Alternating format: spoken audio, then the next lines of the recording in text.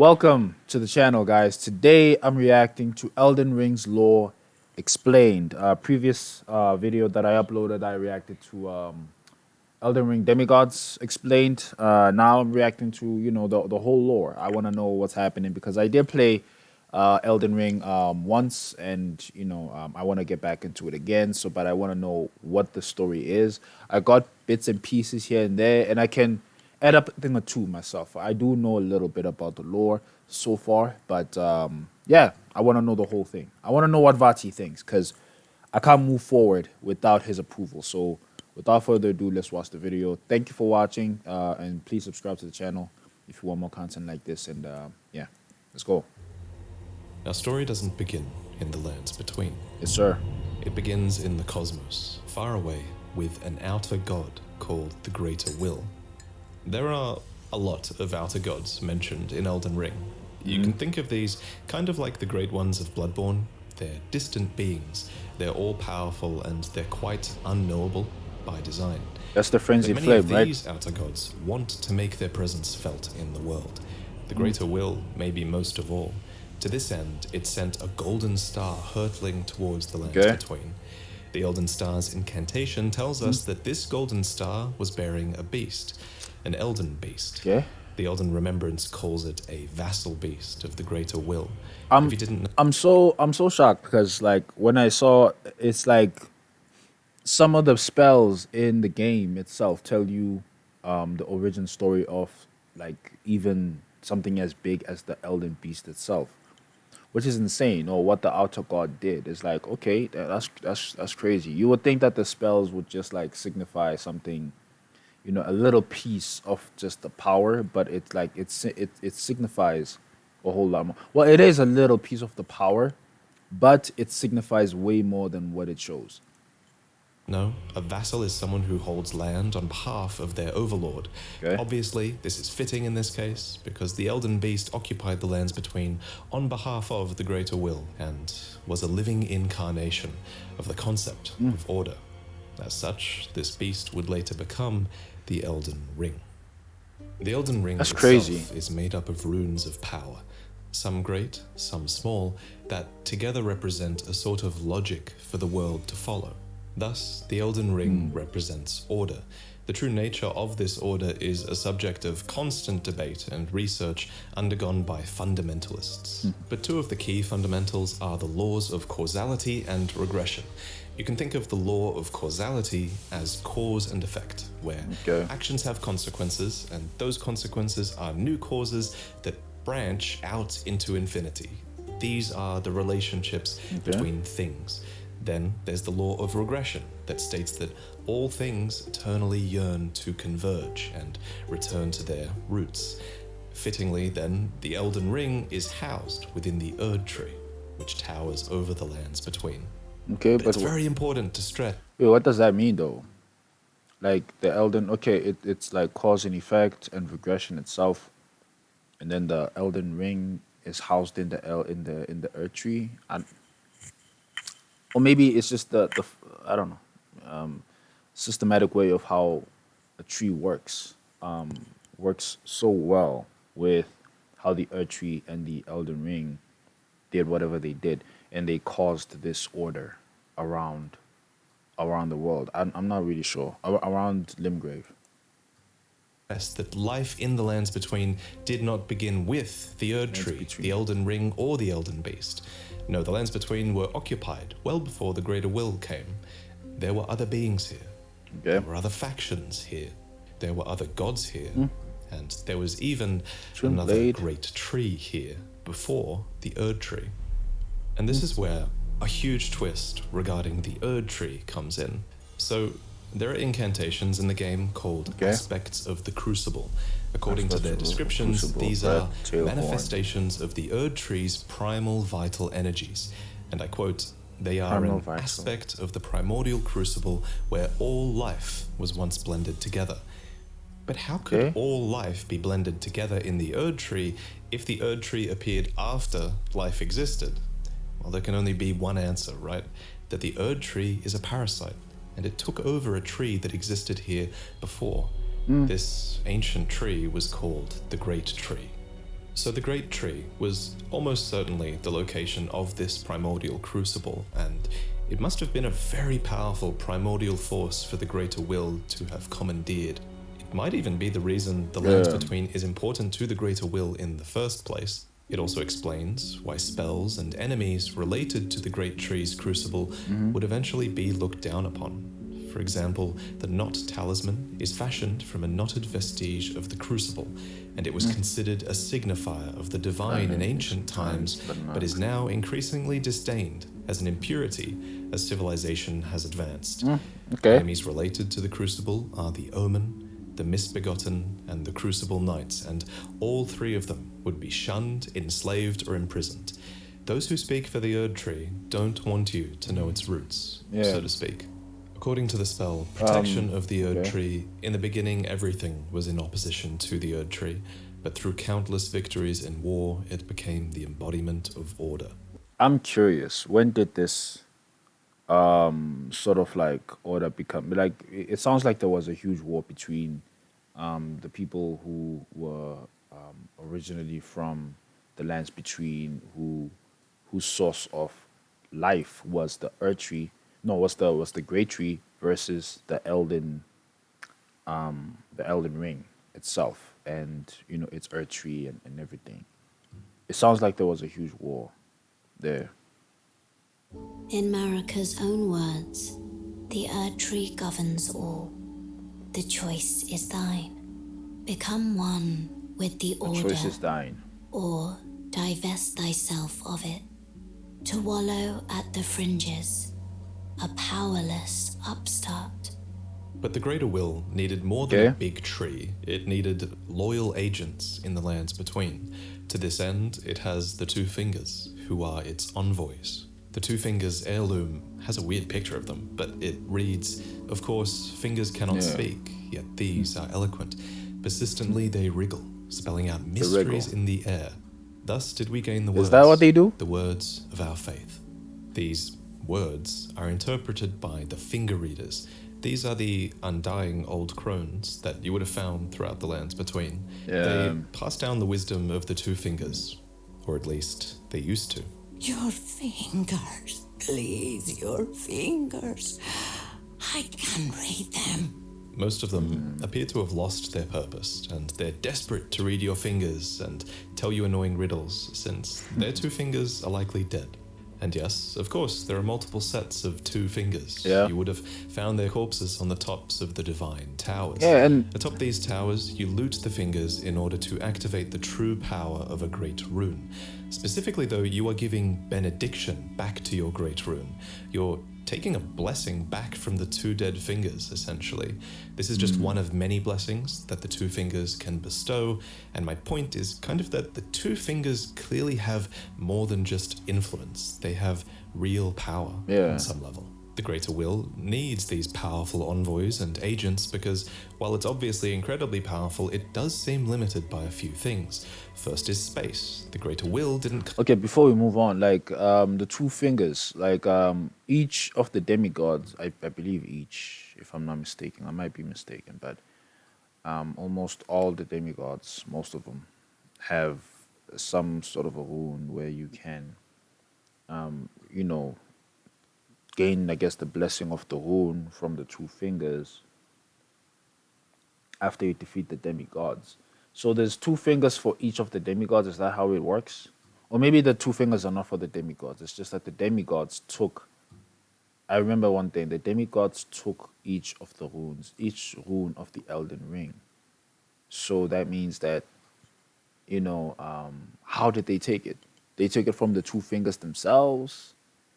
I don't know how that all that happened. I wish there would be an explanation for that. And how powerful were the demigods before they took the Elden Ring runes? I wonder. Come to the Lands Between itself, it sent an Elden beast to do its bidding instead. Second is time. There is a moment later in the game where your pair of Two Fingers go still because they're forced to commune with the Greater Will for guidance. The Greater Will, yeah. When and they it takes are time. finished, the fingers will again offer their guidance. But thousands if not tens of thousands of moons must first pass. No matter for me. But you, how will you ever manage to wait? So the greater will needs a physical manifestation of order. It needs envoys to convey its will, but what it also needs is a god. Introducing Marika the Eternal. Okay, but why This though? That's utterly enormous mind map of Elden Ring's lore, and there's a reason she's at the center. She's essentially the equivalent of Gwyn from Dark Souls, except and she's the unlike problem. Gwyn, Marika didn't just crawl out of the dark and find power. To an extent, it seems like she earned it. We don't know much about her origins, except that she is of the Numen race, which is actually an origin that you can choose in the character selection screen.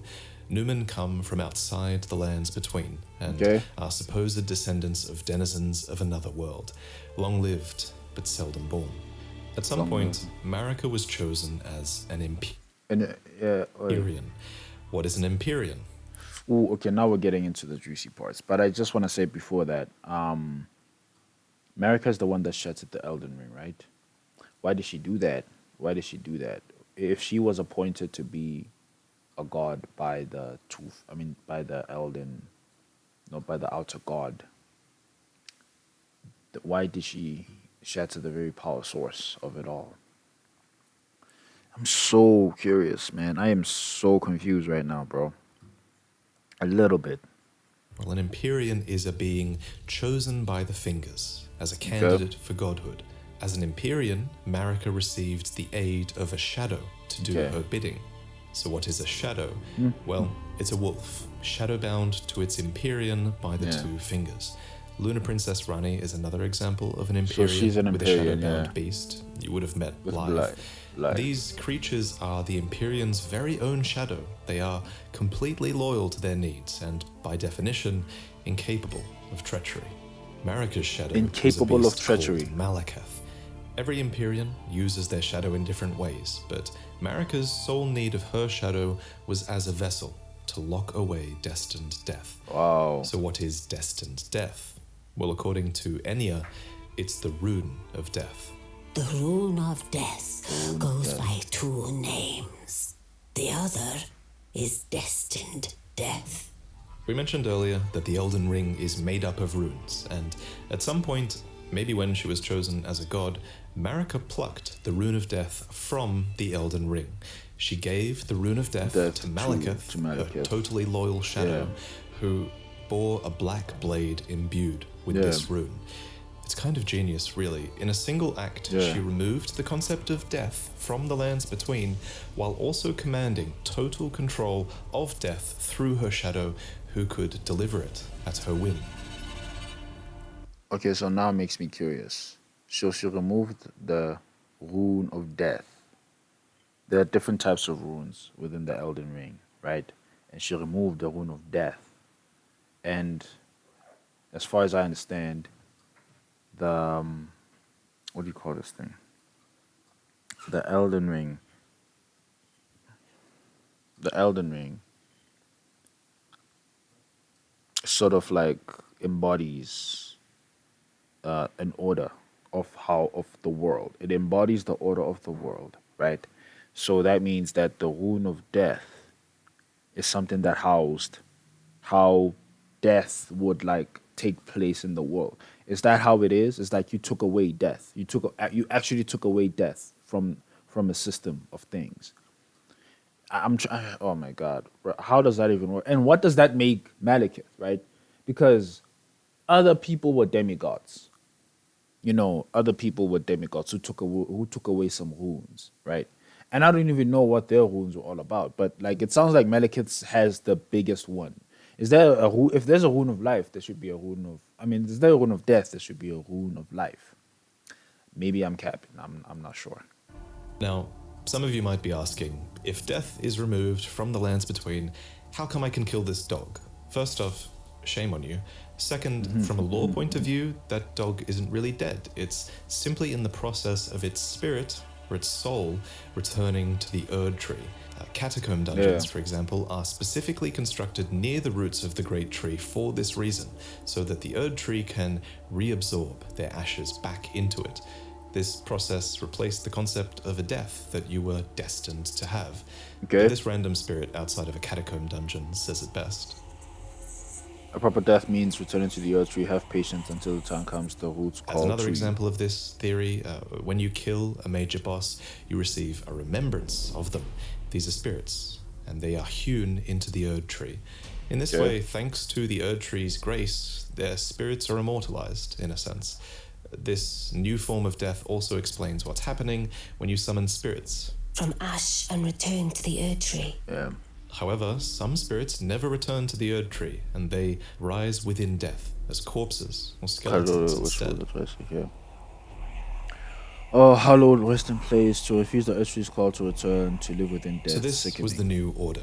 And it's important to stress that it was in this moment, when the rune of death was removed, when destined death was taken, this is when order became the golden order. The forbidden shadow plucked from the golden order upon its creation. Specifically, this was Marika's golden order. So not Yeah. only did she become a god and a vessel for the Elden Ring, Hold on, go she back became again? renowned as Marika. Hold on. Go back again. I want to hear that again. So this was the new order. And it's important to stress that it was in this moment, when the rune of death was removed, when destined death was taken, this is when order became the golden order. Can I ask though, why was that a good thing? I wanted to know. That's what I wanted to know, if anything. It's as if like, is this what even the outer god wanted from Marika to do? You know, because it's so weird. It's like, why take away a piece of the Elden Ring, and then and it's so weird because you take away a piece of it, a rune of it, I mean, and then all of a sudden people can't die anymore. Instead their souls get transported somehow into the earth tree. And I don't know what happens. Is it reincarnation, or is it like that? Maybe that explains why when you go into is that, what do we call them? Is it bonfire? No, it's not a bonfire in Elden Ring. Whatever it's called. Is what's the purpose?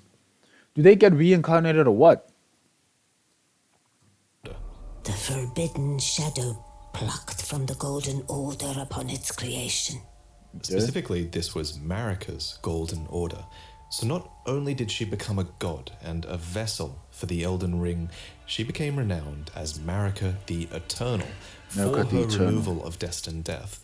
It was a huge part of her character and her reign as well.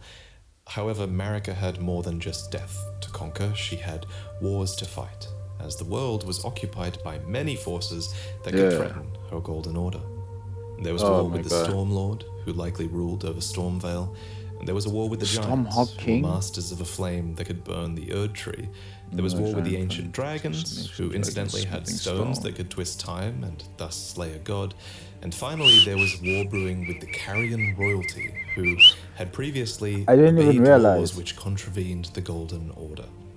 Thus, sort of similar to how the Greater Will... Hold on. I just want to go... I'm so sorry, guys. I just want to go back and then just look at the enemies that she had.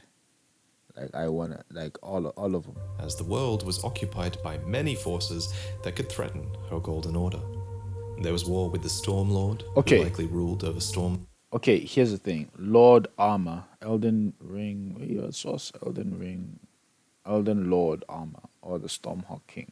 Okay, so this is some other king that we don't know about. Okay. Because it's on the remembrance of... They say it's on the Elden Lord... yeah, it's the description of the Elden Lord Armor. Okay. Vale. And there was a war with the Giants, who were... Okay, the Giants I know. The Giants I know. She even... Marika even punished the last giant to wait for the last flame or something like that. Masters of a flame that could burn the Erd Tree. There was war with the ancient dragons, who incidentally had stones that could twist time and... That's crazy to me, right? It's like ancient dragon smithing stone, dragon cultists. Bro, I did not know that... Okay, ancient dragon smithing stones. You gotta read every single description of every single item. Every single item, and they all tell a story. I wasn't like, I couldn't even connect it. It's like, okay, I didn't even know like ancient dragon smithing stones themselves, Somba smithing stones. I didn't care about them, And then now I'm actually realizing that they must come from the dragons. The dragon, I'm not sure, but maybe like the ancient dragon smithing stones are the most like elite stones, and then they go down by rank as you go from ancient dragon smithing, no, somber ancient dragon smithing stone, ancient dragon smithing stone, somber smithing stone, and then smithing stone. I'm not sure. thus Maybe I'm Slayer wrong. God. And finally, there was war brewing Yes, I with know. the Carrion royalty, Yeah, the who Carrion, yeah. had previously I like that obeyed armor, laws though. which I mean, that shield. contravened the Golden Order. Thus, sort of similar to how the Greater Will needed an Empyrean to enforce its will, Marika herself needed someone to wage war. So Okay. there was to be a husband, a consort, an Elden Lord. Yes. The man chosen was Horalu, Horalu. a ferocious warrior who became known as Godfrey the Lord of the icon, Battlefield. Elden Lord. His crown was warranted with So strength, Godfrey. and while it was for this strength that Marika married him, he was also required to take a vow to conduct himself as a lord. To suppress the ceaseless lust for battle that raged within, Horalu took the beast regent Sarosh upon his back. Beast Legion. You'll notice this is another example of a beast being given for the purpose of serving order.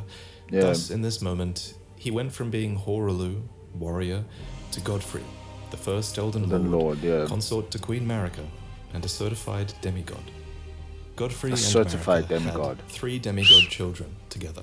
There was So wait. So just by marrying Queen Marika or being involved with her, he became a demigod. He was a warrior before, and then he became a class. I don't know. And not to mention, his second phase is him being a warrior. He goes back to his origins. So it's like, okay, does that mean that he was like what, like he was more powerful when he wasn't a lord, when he was just a warrior? But then he was selected because he was a good warrior, a great warrior, and he was giving an animal to suppress his warrior instinct or whatever. It's crazy. Godwyn the Golden, who you saw being killed in the opening trailer.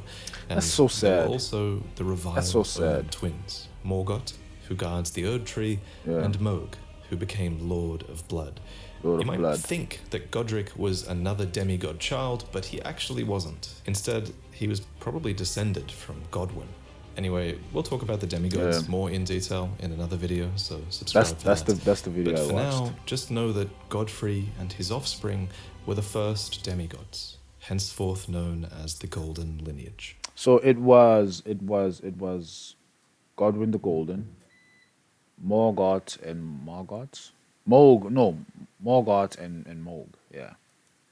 In his wars, Godfrey led his 16 Crucible Knights into battle, who were named so for they fought with the primordial powers of the Erd Tree. Yeah, why? Their incantations were aspects of the Crucible itself. Isn't that the enemy? They likely fought giants, dragons, the Stormlord, and more to usher in their age, the age of the Erd Tree. In Marika's own But words, what? hark, brave warriors.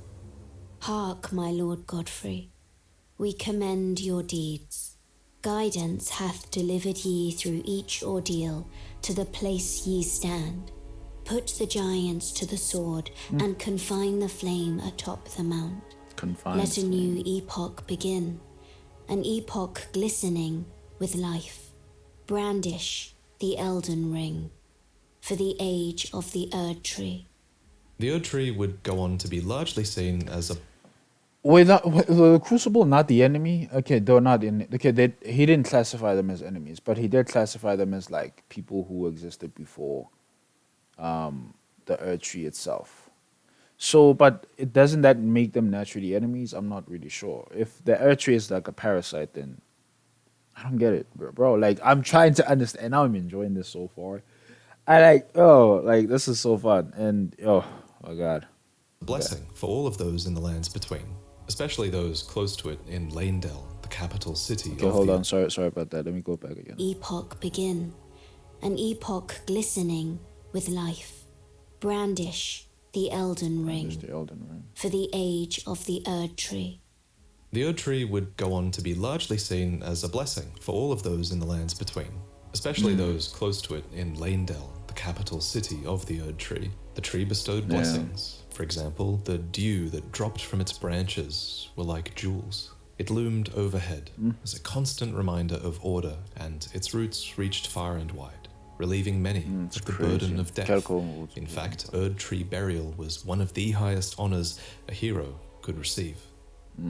One by one, the previous factions of the world fell. The giants were put to the sword, and their fell god was killed by Marika herself.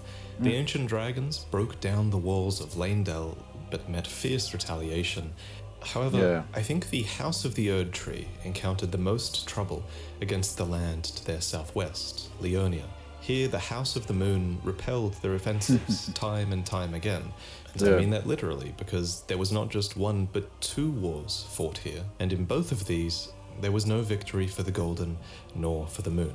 And I don't get it, bro. It was probably because of these lobsters.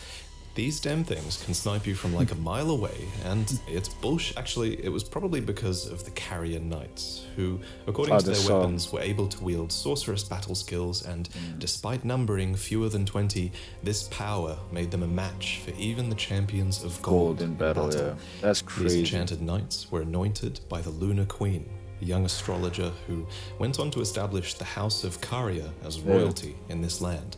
With her bewitching lunar magic, she won over the Academy of Raya Lucaria, where glintstone sorcery was studied, and united the Carrion royal family and the learned scholars of Raya Lucaria defended their home from the golden aggressors.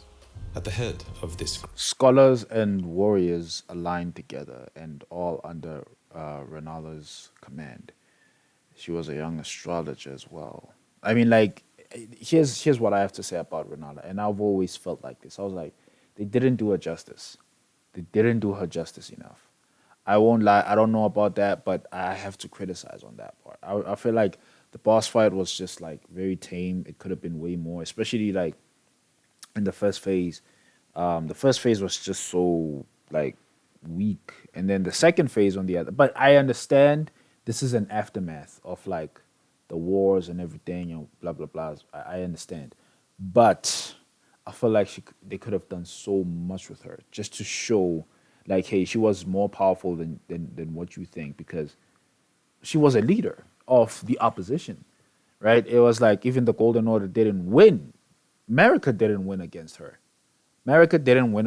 And it's like, what? I don't get it. Like, they didn't do it justice. On the second phase, on the other hand, I feel like that one was cool. But that should have been the first phase. And then the second phase should have been something even way more bigger than that. Because she could even summon any creature, right? Any creature, right? And I get it. You know, her power isn't just reliant on, like, just her magic.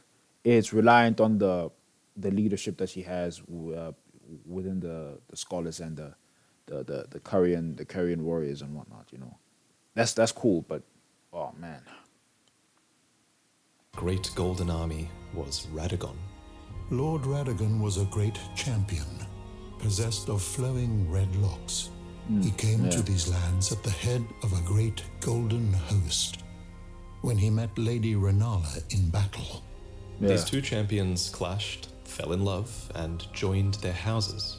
Radagon once cleansed himself with celestial dew, repented his territorial aggressions, and swore his love to Rennala. Wow, the okay. order of the Erd Tree and the fate of the moon were conjoined. And all... Wait, hold on. Wait, but who is Radagon at this point? Like, what do we know him as? the wounds of war forgiven. You might think it strange that the greater will would permit this union, but it's not too odd, all things considered. As with most From Software games, sorcery and faith are just two sides of the same coin. Yeah. Both of these powers stem from the cosmos. Radagon and Rennala were known to have 3 children together. Okay, before we move on, what? I'm hearing so many things. First of all, where does Radagon come from? And then second of all, wait, the magic in it comes from the Elden Beast? I don't know. I want to go back and listen to their home from the golden aggressors. At the head of this great golden army was Radagon. Hold on, no. Okay, they speak of the golden army somewhere, yeah. Went on to establish the House of Carrier as royalty in this land. With her bewitching lunar magic, she won over the Academy of Raya Lucaria, where glintstone sorcery was studied, and united the Carrion royal family and the learned scholars of Raya Lucaria defended their home from the golden aggressors. At the head of this great golden army was Radagon. Lord Radagon So she was was a great champion, she was from possessed of flowing red Marika. locks. He came to these lands at the head of a great golden host.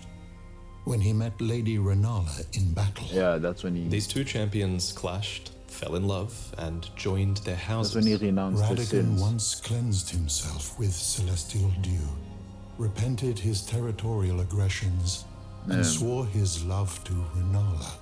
The order of the Erd Tree and the fate of the moon were conjoined, and all the wounds of war forgiven. You might think it's strange that the Greater Sounds Will like a would long time commit ago. this union, but it's not too odd, all things considered.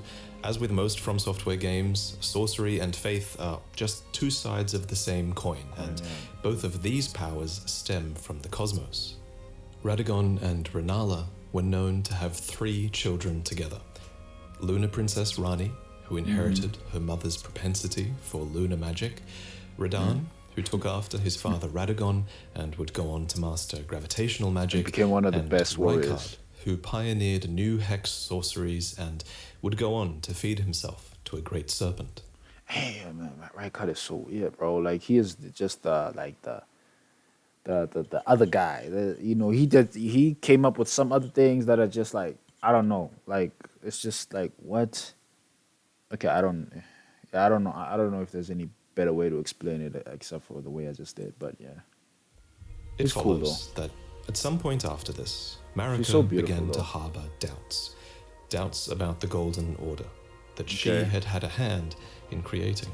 In Marika's Exactly, own yeah. words, I declare mine intent to search the depths of the Golden Order through understanding of the proper way. Our faith, our grace is increased. Those blissful early days of blind belief are long past. Woo! My comrades, why must ye falter? And it's at this point that we should talk about Marika's motivations, Yeah. character. This is surely going to be You're one starting of to those question, huge though. points of debate in the coming years. But for Why now, was she the questioning? working theory is that she wanted to discover the truth behind order. Okay, but this does answer our first question of like what was her plan, and it sounds like she was just following orders. She was just following blindly through faith. Man, this speaks a lot about how like some of us are going through life as well, isn't it? It's like you are very like a believer of like your religion or whatever in the beginning, and then as you grow up, you sort of like wonder like, is it even true? You start researching, you start investigating, you start questioning. But that's okay. And the truth behind the greater will. And Yeah. she believed that bonds had to be broken so that they could be better understood. She believed okay. that there was great meaning to be found in hardship. Queen Marika has high hopes for us, that we continue to struggle unto eternity. What? For Lord Godfrey, his struggle ended at the end of his campaigns.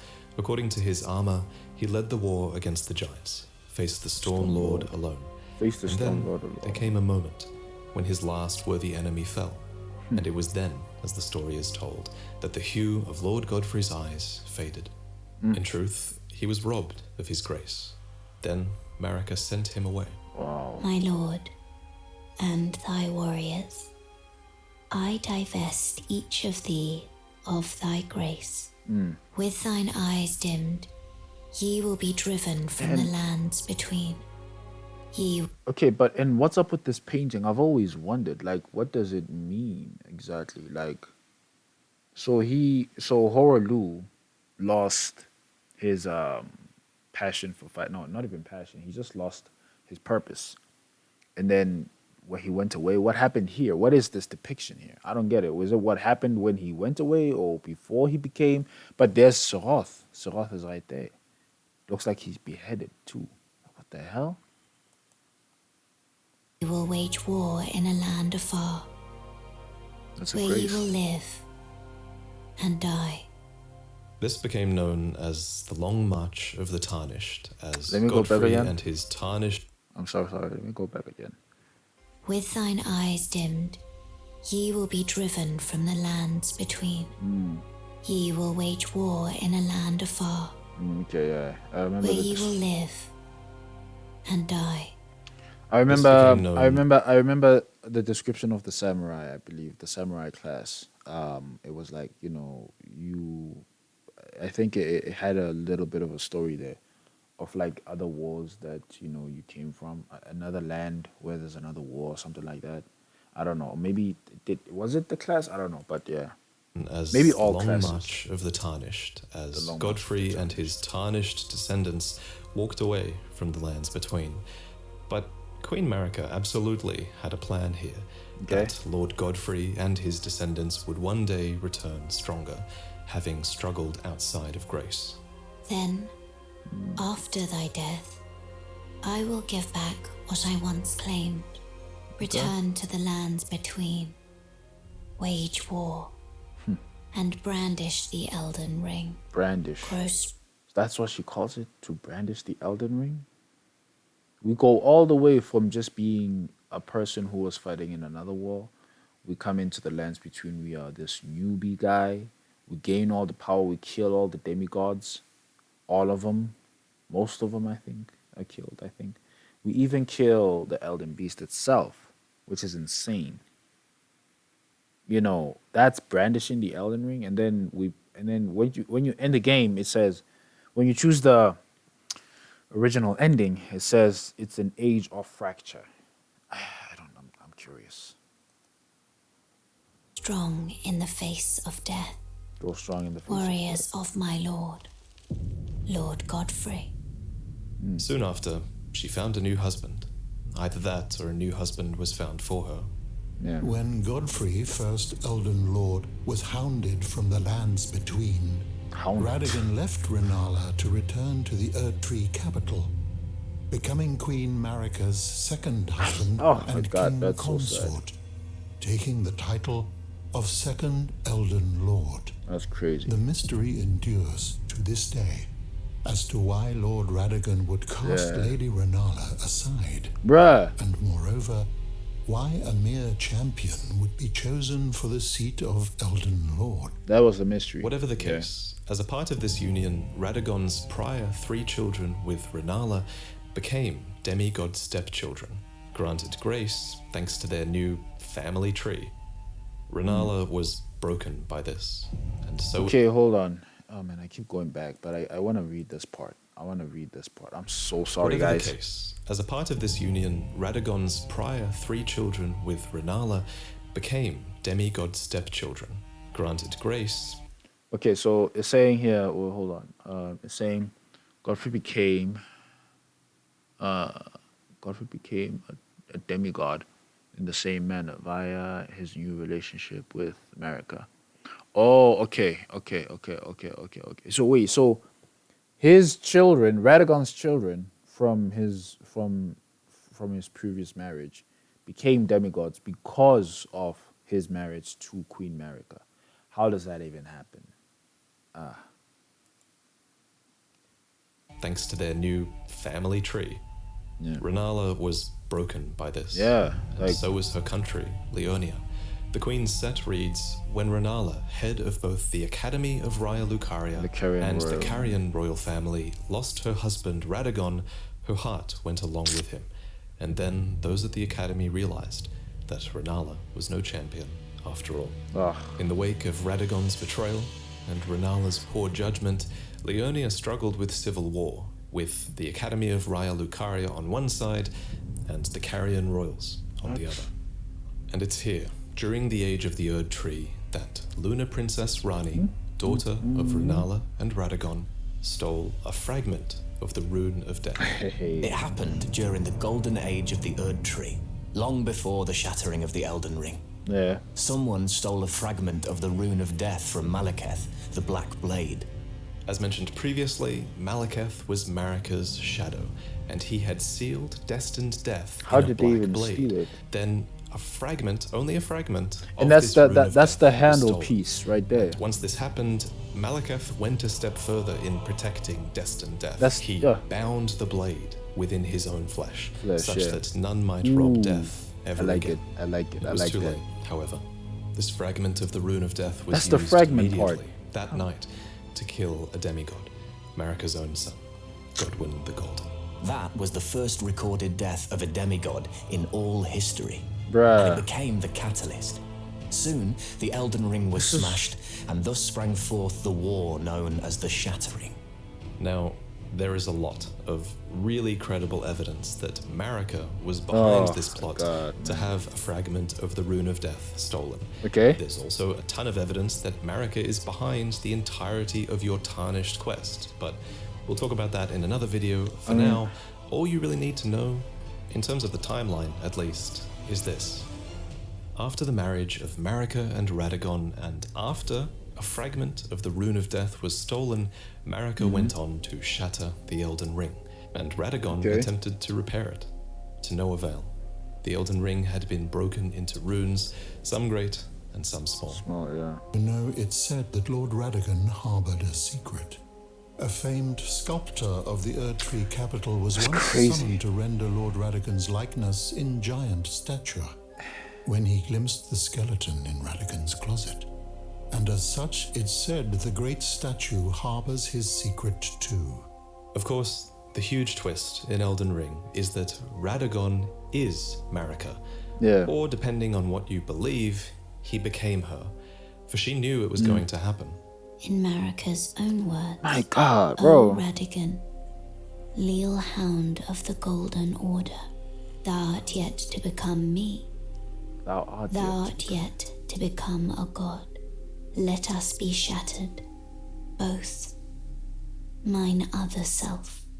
You can tell when From Software is keeping something up. What? Oh my God. I mean, I already heard that Radagon is Marika because of that whole secret on the statue and whatnot. But I'm like, wait, so he was yet to become her. So they were separate people in the end. They were separate people. But why did Radagon leave Rennala then? Why did that happen? Why did that happen? And it's like, it's all part of Marika's plan somehow. But it's like, why? How? How did that happen? If they were two separate people, then how did that happen? Did he do some kind of spell on him to convince him to come over his, her side? Marika's just all over the place, man. I won't lie. And even after you supposedly defeat her, it's part of also her plan for you to defeat the Elden Beast itself. That's how deeply she questioned everything. She was like, no, I'm going to make this struggle happen enough that somebody is going to come through and be powerful enough to defeat all of us. Just so we can, I don't know, whatever, I guess. Not to mention, like, when did Radagon and Marika become one? Because, yes, she shattered the Elden Ring, Marika. And then it was like a suicide bomb thing. The way that speech happened, the way Melena said that speech, it was like, it was like a suicide bomb thing. It was like, yo, I'm gonna do this, and then quickly, did the mind transfusion thing. Radagon did the mind transfusion jutsu, and then he became Marika, and then he's like, try to repair it as fast as possible, but it was already too late. That's crazy. Or maybe she meant, no, we're gonna become one after I shatter the Elden Ring. That's crazy to me. Let me go back again, just a little bit, because I really wanna. And this, man, there's just so many things. The Great One. Okay, let's go back. Is this. After the marriage of Marika and... No, hold on. The Knight of the Black. Yes, and Godwyn, by the way. Godwyn the Golden. Why did Ronnie do that? that night to kill a demigod, Marika's own son, Godwyn the Golden. That was the first recorded death of a but demigod why? in all history, and it became the catalyst. Soon, catalyst. the Elden Ring was smashed. Ooh, the catalyst. I like that. And I like the music, the way it builds up.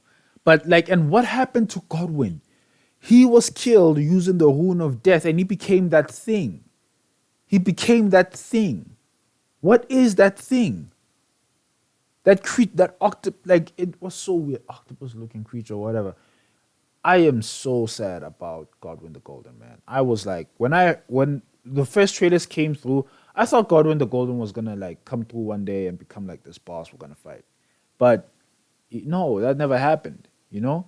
Instead he became this creature. It's so sad. It's so sad. He became this creature that was stuck underneath the planet or whatever, wherever that place was, near that place where the great tree was. And he also was also in the Stormvale Castle, underneath the Stormvale Castle. I'll never go there, by the way. I know there's rats down there. I don't like rats in Elden Ring.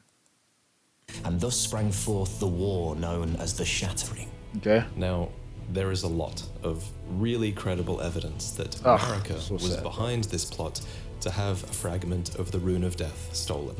There's also a ton of evidence that Marika is behind the entirety of your tarnished quest, but we'll talk about that in another video. For now, all you really need to know, she stopped, in terms of the timeline at least, is this. She stopped becoming a god and just became like a flipping, like, I don't know, a person who questions everything, bro. Just a normal mortal who questions everything, and went to the far extent of ruining her children, her enemies' children. I mean, her family, her enemies' family, everybody's life, just so we can go back. Like she was a true goddess. I won't lie. After the marriage of Marika and Radagon, and after a fragment of the Rune of Death was stolen, Marika went on to shatter the Elden Ring, and Radagon attempted to repair it, to no avail. The Elden Ring had been broken into runes, some great and some small. You know, it's said that Lord Radagon harbored a secret. A famed sculptor of the Erdtree capital was once summoned to render Lord Radagon's likeness in giant stature, when he glimpsed the skeleton in Radagon's closet. And as such, it's said the great statue harbors his secret too. Of course, the huge twist in Elden Ring is that Radagon is Marika, or depending on what you believe, he became her. For she knew it was going to happen. The law of regression is in Marika's effect. own words, O Radagon, leal hound of the Golden Order, thou art yet to become me. Thou art yet to become a god. Let us be shattered, both. Mine other self. You can tell when From Software is keeping something again. a little bit open-ended, and of everything in Elden Ring's lore, this will also go on to be one of the biggest unknowns as we move forward. For example, the wording, thou art yet to become me, reinforces that Marika and Radagon were two separate entities before the Shattering. Yes. However, in contrast, there is also evidence that Radagon was always part of Marika. For example, Enya says that the demigods are each and all the direct offspring of Queen Marika. But how can this be if Radagon married Rennala and had those demigod children? The only way that makes sense is if Radagon was always Marika and he just went over there to seduce Rennala long ago. I'll present more concrete theories in the future, but... Yeah, but you also said that, because of the relations, because of similar to Godfrey, Radagon became and Radagon and his children became sort of demigods because of the relationship that they had with Marika. That's what you said. But yeah, it does make sense for Godfrey than Radagon, because Radagon had kids before he met, of course he did. He had kids before he met, Marika. So his balls were not tainted by the blessings of the Erdtree, so his balls were not blessed that way. But of course, Godfrey's balls were, and that's how his kids became demigods. That's how he became a demigod. But yeah, what you're saying contradicts what you said, Vati. It does. I just want to point that out. I'm sorry. Because maybe I misheard him. I must have misheard him. I don't know. But he said, they were born before Marika and Radagon got together. Radagon's kids were born before. Yeah, whatever. But Maybe they're on not this matter, demigods. the most important thing is, what do you think? While you can figure out a ton of Elden Ring's story, not all of it is open to interpretation. Certain things are, and this is one of them. And your interpretation is a big part of what makes this story special. At any rate, the union of Radagon and Marika seems to be a union of two fundamental opposing laws of the Golden Order. We mentioned these laws earlier, actually. There's the law of causality, and Marika is an agent of cause and effect. Yes. And there's the law of regression, as Radagon is a character who aspires to be complete and regress together. So I have a theory that forcing these two beings that represent these concepts together would have corrected Marika's deviance.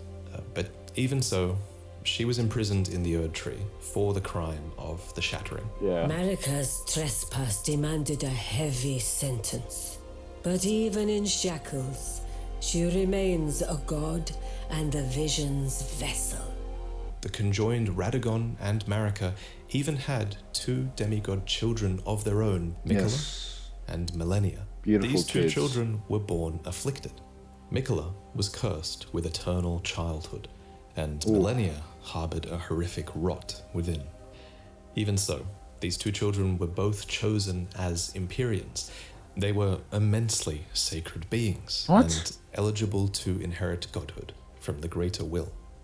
Perhaps the Greater Will was just desperate to find a worthy successor, and indeed in the Shattering War to come, many would try to claim the shards of the Elden Ring, and they would try to take the throne, including, of course, the Tarnished, who returned from their long march at long last, which we'll talk about in the next main lore video. I should probably also mention here that if you become a patron, you'll see upcoming lore videos early, as that's one of the rewards you get if you pledge to the $3 tier. And if you think my channel really adds a lot of value... It does add a lot of value, bro.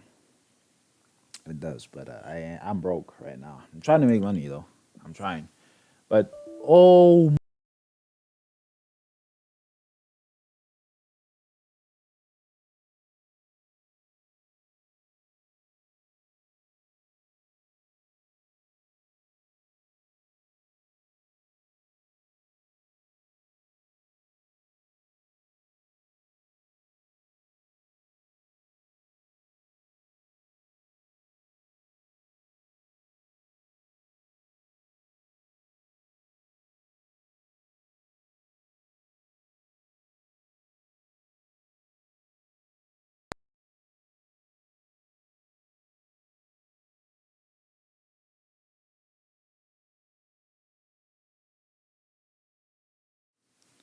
Bro, hold on.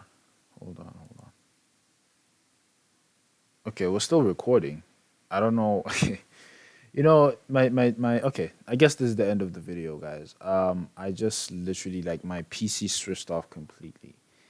And I was like, yo, does that mean, like, I just watched this whole video and now it's like, it's, oh my God, I panicked there for a second. But anyway, I think that's the end of the video.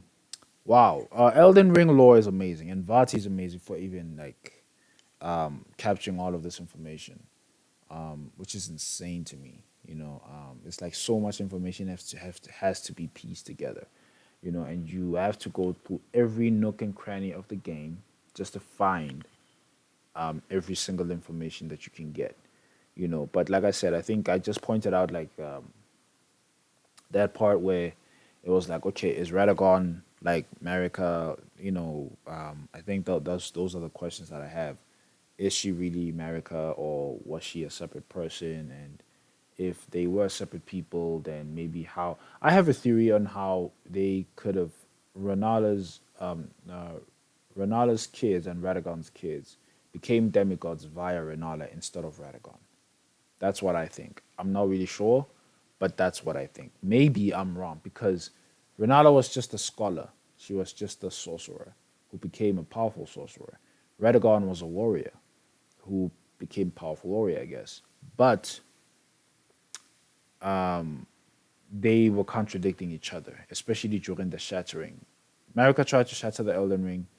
Radagon tried to repair it. You know, so that leads me to believe that they are two people of two different mindsets, right?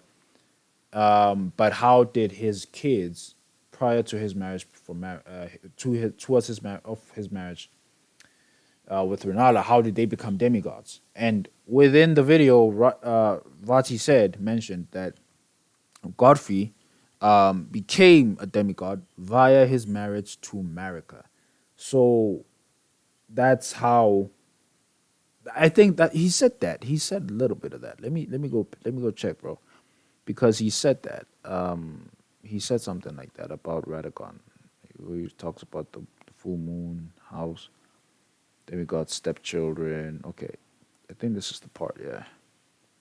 History and faith are just two sides of the same coin, and both of these powers stem from the cosmos. Radagon and Rennala were known to have 3 children together. Lunar Princess Rani, who inherited her mother's propensity for lunar magic, Radan, who took after his father Radagon and would go on to master gravitational magic, and Rykard, who pioneered new hex sorceries and would go on to feed himself to a great servant. It follows that at some point after this, Marika began to harbor doubts. Okay, no, this is not the part. This must be the part. Either that or a new husband was found for her. This must be the part. When Godfrey, first Elden Lord, was hounded from the lands between, Radagon left Rennala to return to the Erdtree capital, becoming Queen Marika's second husband and king consort, taking the title of Second Elden Lord. The mystery endures to this day as to why Lord Radagon would cast Lady Rennala aside, and moreover, why a mere champion would be chosen for the seat of Elden Lord. Whatever the case, as a part of this union, Radagon's prior 3 children with Rennala became demigod stepchildren, granted grace thanks to their new family tree. Okay, you see, granted grace because of the new family tree, because of the new relationships. And he says it down there. Godfrey became a demigod in the same manner via his new relationship with Marika. Yes, we understand Godfrey was just a warrior as well. And then he just became, what do you call this? Then he became, what do you call it? Then he became a demigod as well. So, I don't know. And then you say that, let me hear him again. Maybe I'm wrong, man. Whatever the case, as a part of this union, Radagon's prior 3 children with Rennala became demigod stepchildren, granted grace thanks to their new family tree. Exactly. So that contradicts what you said here in the end, where you talk about like how his kids, how you question how his kids became sort of like demigods or whatever. Here's what I'm thinking. So Radagon's children are Rani, Radan, damn. Who else? And Rykard.